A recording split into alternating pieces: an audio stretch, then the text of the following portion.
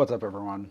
I'm back here with this root over rock Chinese corkbark elm, and I did a couple of videos on this last year in 2023, and now in spring of 2024 I decided that I should revisit, especially since one of the previous videos was about predicting the future.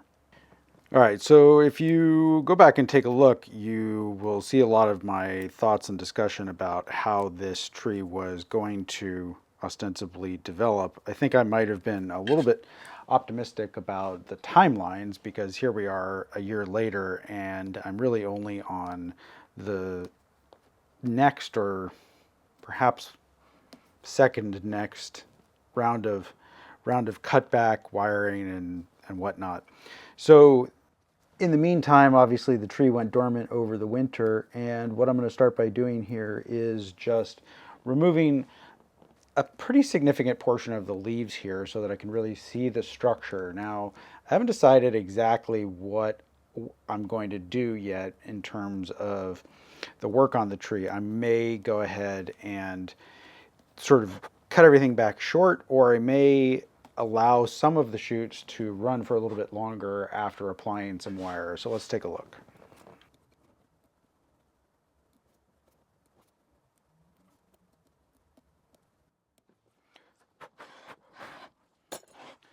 All right, so it might not look like I've done a whole lot, but when I look closely in here, I can now see almost all of the bases of the shoots. And the reason it doesn't really look like I've done a whole lot is that I've left some of the leaves near the base of the shoots, and I've also left some of the leaves on the outer portions. If I pull off all the leaves on the interior and then cut back the outer shoots, that's going to effectively defoliate the entire tree. All right, so the front of the tree is the position where we can see both this root, and the edge of the rock, and it's sort of marked by this notch in the pot, and so I have that basically pointing at the camera, and I'm going to then go ahead and do a little bit of wiring on some of these shoots. Now, what I'm noticing, or one thing I'm noticing, is that this low branch here that I cut back, the new shoots that have come out, it looks like the branch sprung back up a little bit after I took the wire off. So I'm going to try to create a little bit lower portion of it here using wire.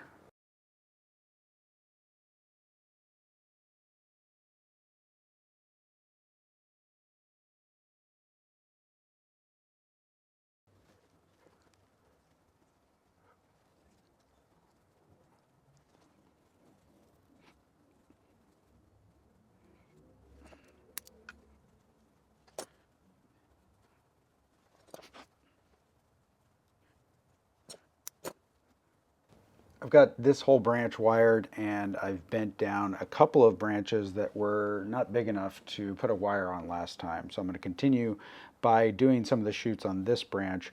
It's easy to get, obviously, the branches to go upwards. They're going to do that by themselves. So what I'm trying to do is lay the foundation for more fine branching going upwards and outwards by bending some branching down. But I'm not going to do this every time the tree grows. Eventually, I'm going to get to the point where I can essentially just clip and grow it with a minimal amount of wiring.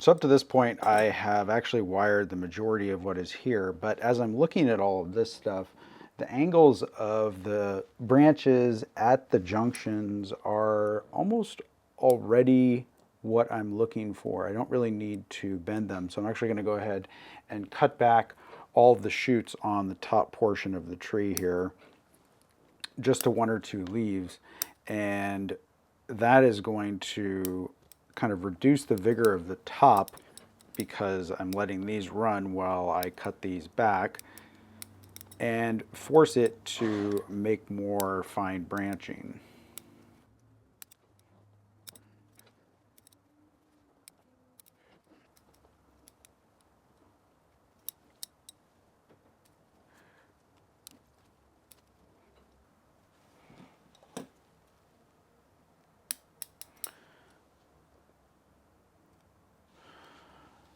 With that, I am basically done for today, and all of the wire that's on here might only stay on here for a couple of weeks, and I've purposefully put it on a little bit loose because I don't want to have even the slightest amount of wire scarring on any of the branches, because I really enjoy seeing these trees in winter silhouette, and that will show off any scarring that happens.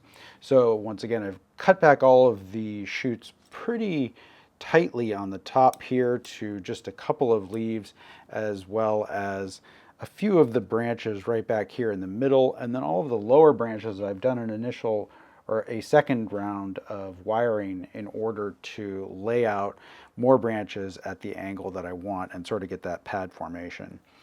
Now, if I was going to give myself a grade in terms of my predictions from the last time I worked on this tree, I think I did pretty well.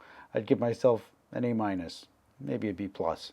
I didn't get the timing right, but that's pretty frequent, and I would say if I lived in a hotter climate or a climate that had a hotter summer, I would have gotten a lot more rounds of growth in on these elms. They're really vigorous and they're really fun to work with.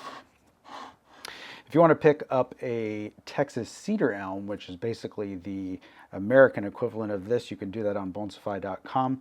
Thank you so much for watching. We'll see you next time.